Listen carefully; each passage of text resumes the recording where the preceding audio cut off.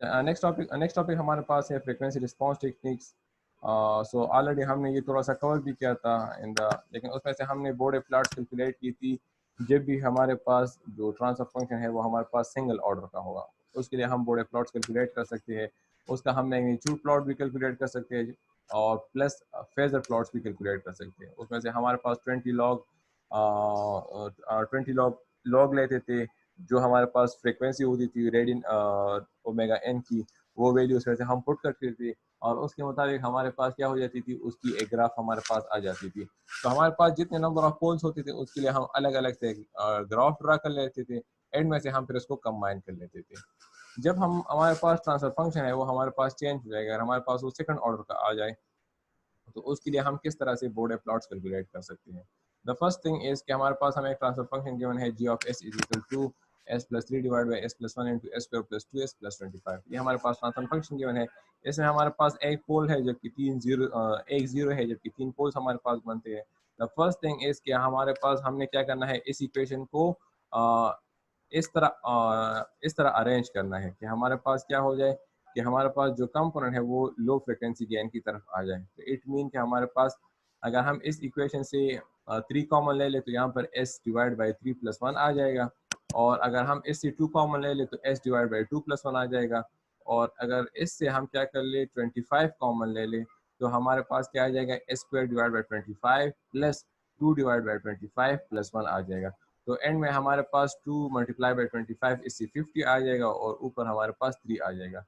सो अगर इसमें से हम देखें तो हमारे पास चार किस्म के ग्राफ्स बनेंगे। एक 3 डिवाइड बाई 50 का ग्राफ बनेगा, एक s प्लस 2 डिवाइड बाई 1 का ग्राफ बनेगा, एक s डिवाइड बाई 2 प्लस 1 का ग्राफ बनेगा और लास्ट में से s square divide by 25 plus 2 divide by 25 plus 1 का ग्राफ बनेगा।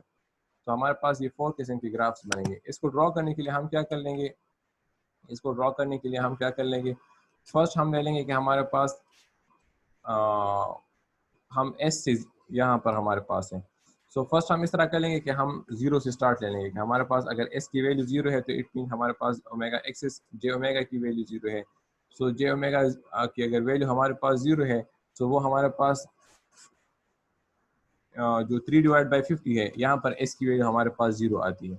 सो इट मीन के 3 डिवाइड बाई 50 इसका अगर हम 20 लॉग ले रहे तो इससे हमारे पास आ जाएगी -24.22 dB। तो इट मीन कि हमारे पास एक स्ट्रेट लाइन बन जाएगी 3 डिवाइड बाई 50 का और उसकी वैल्यू हमारे पास होगी ऑन द बोर्ड प्लॉट -24.4 आ जाएगी। तो ये हमारे पास एक बन जाएगी। नेक्स्ट अगर हम दूसरा ड्रॉ करना चाहते हैं for example s divide by 3 plus 1 के लिए, तो फर्स्ट हम इसमें से क्या कर लेंगे, इसमें से हम ओमेगा की वैल्यू 0.01 पुट कर लेंगे। इससे जो वैल्यू आ जाएगी उसका हम क्या कर लेंगे 20 लॉग ले लेंगे तो हमारे पास एक पॉइंट आ जाएगा। नेक्स्ट पॉइंट फिर हम 1 पर ले लेंगे, 1 डिवाइड बाई 3 प्लस 1 इसका हम 20 लॉग ले लेंगे। फिर इस तरह 2 3, तो जब 3 पर हम ले लेंगे तो यहाँ पर हमारे पास जो है इसका जो स्लोप है वो इंक्रीज कर लेगा बाई 20 dB। तो हमारे पास जो स्लोप है वो 0 से मूव कर लेगा टुवर्ड द 10। इसी तरह हमारे पास जो सेकंड पोल है वो हमारे पास था 1 divide by S plus 2 divide plus 1। तो इसमें से हम फर्स्ट क्या कर लेंगे 0.01 पुट कर लेंगे जे ओमेगा, इसका हम फिर 20 लॉग ले लेंगे तो हमारे पास ये ग्राफ इसी तरह 0 से स्टार्ट होगी। फिर 0.1 पुट कर लेंगे, फिर 1 पुट कर लेंगे। जब हम इसमें से 2 पुट कर लेंगे तो 2 डिवाइड बाई 2 1 आ जाएगा, 1 प्लस 1 2, 1 डिवाइड बाई 2 0.5 आ जाएगा। 0.5 लॉग 20 लॉग 0.5 ले लेंगे तो हमारे पास क्या हो जाएगा, हमारे पास ये जो है ये बाई 20 dB जो है ये नीचे हमारे पास मूव कर लेगा। सो ये हमारे पास जो नेक्स्ट है ये हमारे पास इस तरह से फॉर्म हो जाएगी। सॉरी 20 dB पर क्या कर लेगा, डिक्लाइन कर लेगा इसका स्लोप। थर्ड हमारे पास था 1 divide by S square divide by 25 plus 2 divide by 25 S plus 1। तो ये हमारे पास इसमें से हम फर्स्ट एस की या ओमेगा की वैल्यू 0.01 पुट कर लेंगे, फिर इसका लॉग 20 लॉग ले लेंगे, फिर 0.1 फिर 1 फिर 10। तो एट पॉइंट इक्वल टू 2 3 4 5 जब इसमें से पुट कर लेंगे तो 5 स्क्वायर डिवाइड बाई 25 इसे 1 आ जाएगा। 25 डिवाइड बाई 25 50 डिवाइड बाई 25 2 आ जाएगा और 1 आ जाएगा। सो 1 2 और इससे हमारे पास प्लस 1 तो 4 आ जाएगा 1 डिवाइड बाई 4। सो 0.5 20 लाख 0.5 जब हम ले लेंगे तो ये हमारे पास बाय -40 dB जो है ये क्या कर लेगा, ये इसका जो स्लोप है वो डिक्लाइन कर लेगा। सो हमारे पास हर एक की सेपरेट इस तरह एक ग्राफ बन जाएगी। अब अगर इसको हम कंबाइन करना चाहते हैं तो अगर हम इसको देखें, हमारे पास जो फर्स्ट डिक्लाइन हमारे पास आती है इस पॉइंट पर और वो है -20 dB। तो यहाँ पर अगर हम देखें, यहाँ पर हमारे पास आ जाएगी, अगर हम तीनों को ऐड कर ले तो हमारे पास ये स्टार्ट हो जाएगी -24 dB से स्टार्ट हो जाएगी। फर्स्ट डिक्लाइन हमारे पास आ जाएगी -20 dB। यहाँ पर पहुँच के हमारे पास एक और डिक्लाइन यहाँ पर हमारे पास एक और स्लोप इंक्रीज होती है। तो यहाँ पर डिक्रीज हो रही है, यहाँ पर इंक्रीज हो रही है, तो रिजल्टेंट हमारे पास क्या हो जाएगा, स्ट्रेट लाइन हो जाएगा अप टू 4। और 4 के बाद हमारे पास क्या कर लेगा, अब -40 dB, -20 dB और +20 dB। तो हमारे पास ओवरऑल -40 dB क्या हो जाएगा, डिक्लाइन हो जाएगा। तो अगर हम इसमें से टेबल को देख ले तो हमारे पास इस तरह टेबल आ जाएगा। स्टार्ट में हमारे पास 0.0 पर 0 स्लोप आ रहा था, फिर -20 स्लोप आ जाएगी, फिर 0 स्लोप आ जाएगी और फिर एंड में से हमारे पास क्या हो जाएगा, -4 की स्लोप आ जाएगी। तो ये हमारे पास इसकी क्या हो जाएगी, मैग्नीट्यूड ग्राफ जो है वो इस तरह से ड्रॉ हो जाएगी। फिर अगर हम इसका नेक्स्ट ग्राफ कैलकुलेट करना चाहते हैं, वो हमारे पास होता है किस चीज़ के लिए, वो हमारे पास होता है फेज के लिए। सो फेज डायग्राम या स्लोप उसको कैलकुलेट करने के लिए हम सेम मेथडोलॉजी इस्तेमाल करते हैं कि हमारे पास उसमें हमारे पास बाई 20 dB जो था वो स्लोप डिक्लेयर हो रहा था। यहाँ पर हमारे पास -45 स्लोप पर -45 या +45 डिग्री हमारे पास जो स्लोप होती है वो हमारे पास डिक्लेयर्ड होती है। तो अगर हम इसको देख लें, हमारे पास 8.2 पर अगर हम देख लें हमारे पास क्या होता है, 0.2 पर अगर हम देख लें हमारे पास जो स्लोप है पोल ऑफ -2, उसकी जो स्लोप है वो बाय -45 डिग्री क्या हो जाती है, डिक्लाइन हो जाती है।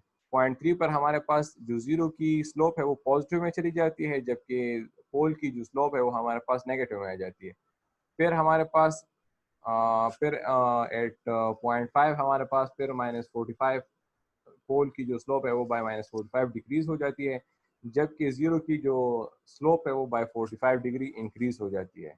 और ओमेगा एन की वैल्यू हमारे पास 5 आती है, बिकॉज एंड में हमारे पास 25 आता था। तो 5 इक्वल टू 5 के इक्वल टू 25, तो ओमेगा एन हमारे पास किस चीज़ के बराबर है, वो हमारे पास 5 के बराबर आती है। तो हम इस तरह हर एक पॉइंट के लिए इसको कैलकुलेट कर लेंगे। इससे हमें ये हो जाएगा कि हम फिर एंड में से टोटल स्लोप कैलकुलेट करेंगे। तो यहाँ से इसका टोटल स्लोप -45 आएगा, यहाँ पर -45 + 45 तो 0 आ जाएगा। सेम मेथड है जो हमने already in the for the जो है वो सिंगल ऑर्डर इक्वेशन के लिए किया था, फर्स्ट ऑर्डर इक्वेशन के लिए।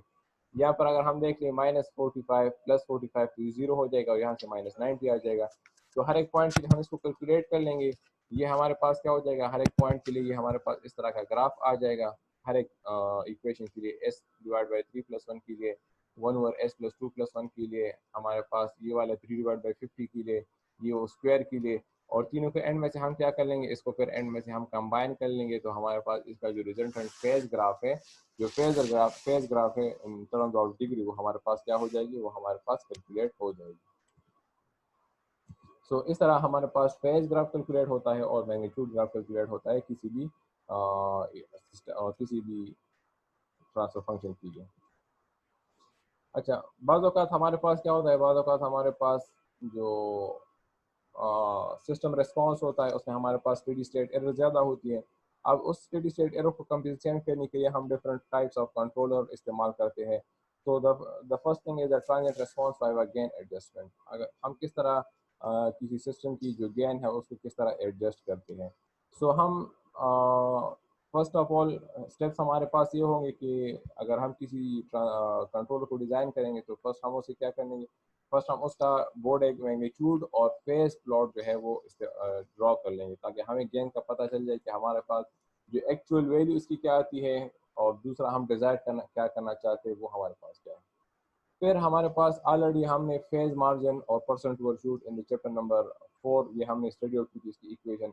उसकी वैल्यूज जो है वो हम उसकी वैल्यूज के थ्रू हम क्या कर लेंगे, फेज मार्जिन को कैलकुलेट और परसेंट ओवरशूट को कैलकुलेट कर लेंगे। फिर हम ओमेगा एन फ्रिक्वेंसी कैलकुलेट कर लेंगे, और जो फेज डायग्राम हमारे पास बोर्ड ऑफ प्लॉट्स की आती है उससे हमें ये पता चल जाएगा कि हमारे पास जो फेज मार्जिन है वो कितना रिक्वायर्ड है, कितना बाय कितना परसेंटेज हम इस फेज मार्जिन को चेंज कर सकते हैं। गेन मार्जिन के लिए हम क्या कर लेंगे, उसका मैग्नीट्यूड ग्राफ जो है वो स्टडी आउट करेंगे। उससे हमें क्या पता चल जाएगा कि हम एडजस्ट कर लेंगे कि हम कितना एडजस्ट कर सकते हैं गेन को, और जो हमारे पास रिक्वायरमेंट है अगर हम उसको मीट कर सकते हैं।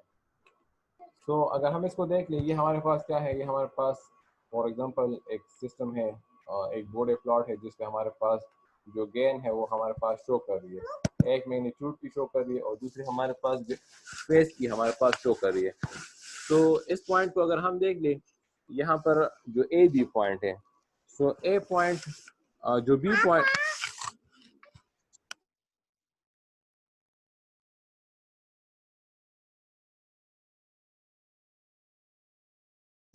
अच्छा, जो हमारे पास बी पॉइंट है ये हमारे पास एक्चुअल वो है रिस्पॉन्स है ऑफ द सिस्टम, और इसका जो गेन है वो हमें इंक्रीज करना है टुवर्ड द पॉइंट ए। तो उससे हमें क्या पता चल जाएगा कि ये एक्चुअली हम जो गेन है, यार यो मिनटो खजा माशूम वो जमा।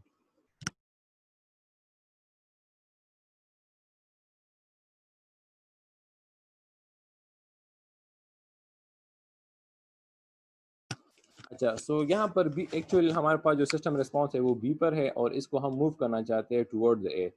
तो इट मीन कि हम क्या करते हैं, जो सिस्टम गेन है उसको इंक्रीज करना चाहते हैं। अगर हम इन टर्म्स ऑफ फेज देख ले तो यहाँ पर हमारे पास जो फेज है वो हमारे पास पॉइंट डी पॉइंट पर है, ठीक है, और इसको सॉरी सी पॉइंट पर है और इसको हम मूव करना चाहते हैं टुवर्ड द डी। सो ये सी डी पॉइंट्स हो गए और ए बी पॉइंट्स हो गए, ये हमारे पास डिजायर्ड फेज मार्जिन है और इसको हम अचीव करना चाहते हैं। तो उसको अचीव करने के लिए हम क्या करेंगे, इस तरह कंट्रोलर इस्तेमाल करेंगे जिससे हमारे पास हमारी जो स्टेडी स्टेट एरर है वो हमारे पास कंपेंसेट हो जाए। तो हमारे पास तीन किस्म के सिस्टम्स हमारे पास है, उनको हम one by one study out करते हैं फिर। इस एग्जांपल में हमें ये क्लियर हो जाएगा कि हमारे पास इस एरर को हम किस तरह कंपेंसेट कर सकते हैं। ये हमारे पास एक सिस्टम है, प्री एम्पलीफायर हमारे पास है, फिर पावर एम्पलीफायर है, फिर मोटर लोड लगा है, यहाँ पर शॉक वेलोसिटी है, फिर शॉक पोजीशन है। प्री एम्पलीफायर की जो गेन है वो हमारे पास के है, तो इट मीन इसकी वैल्यू हमारे पास अननोन है, जबकि बाकी जितने सिस्टम्स हैं उनकी हमारे पास जो गेन है वो हमारे पास नोन है। सो द क्वेश्चन इज कि हमने प्री एम्पलीफायर की जो गेन की वैल्यू है के वो हमने कैलकुलेट करनी है जब हमारे पास परसेंट ओवरशूट की वैल्यू 9.5% आ जाए, ठीक है।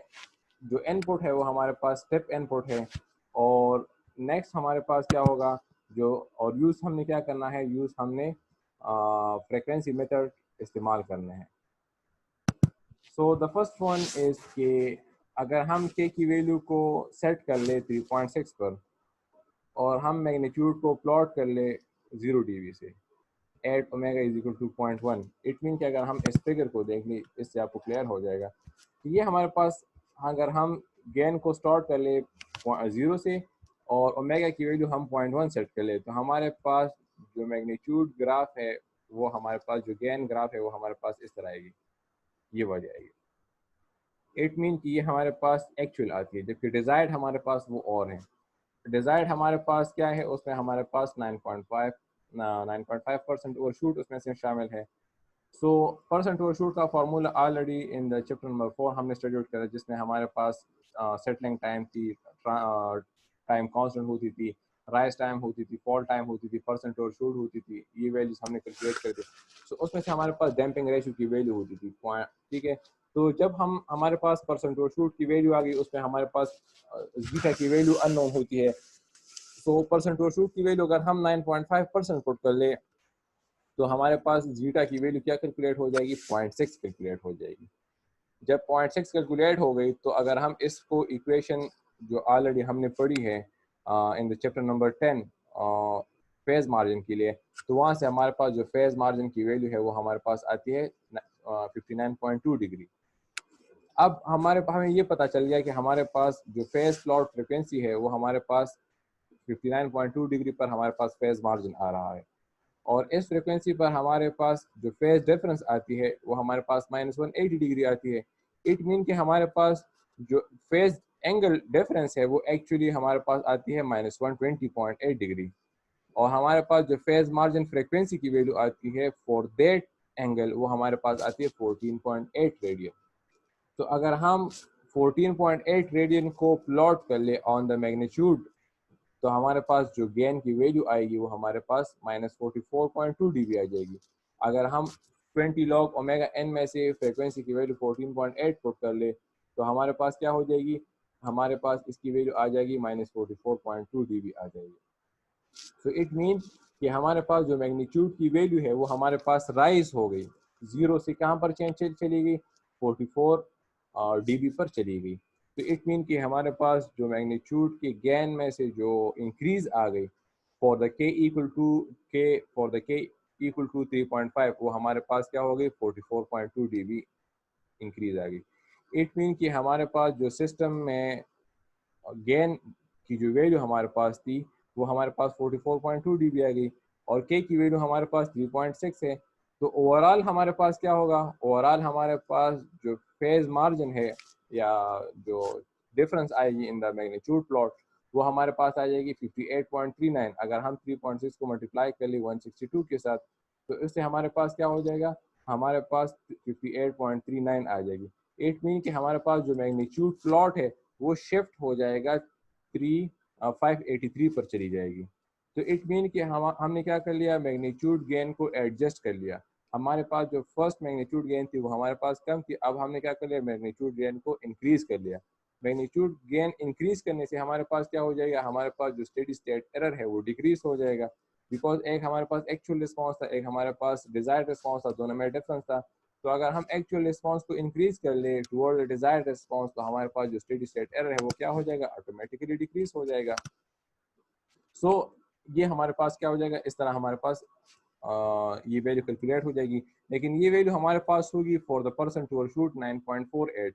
अगर हमारे पास पर्सन टू ओवरशूट की वैल्यू चेंज हो जाएगी, तो वो हमारे पास क्या हो जाएगी, हमारे पास इस के की वैल्यू भी हमारे पास, या जो गेन की वैल्यू भी है वो भी हमारे पास कैलकुलेट चेंज हो जाएगी। तो हमें जो सिस्टम की प्रपोज सिस्टम थी, अगर हम उसको कंपेयर कर ले, हमारे पास उसमें से जो फेज मार्जिन की वैल्यू थी 59.2 डिग्री थी, और पर्सन टू शूट 9.5 थी, और एक्चुअल वैल्यू अब हमारे पास क्या आते हैं 59.2, और ये हमारे पास पर्सन टू शूट 10 आ गए। तो इट मीन हमारे पास जो डिफरेंस है वो हमारे पास अब डिक्रीज हो गए। अब इसको हम किस तरह डिक्रीज कर सकते हैं, इसको हम डिफरेंट कंपेंसेशन के थ्रू डिक्रीज कर सकते हैं। The first one is the lag compensator. Lag compensator हम इसलिए इस्तेमाल करते हैं ताकि हम स्टैटिक एरर कांस्टेंट जो है वो क्या कर ले, उसको इम्प्रूव कर ले। इसकी वजह से हमारे पास जो लो फ्रिक्वेंसी गेन है वो इंक्रीज हो जाती है, और जो हमारे पास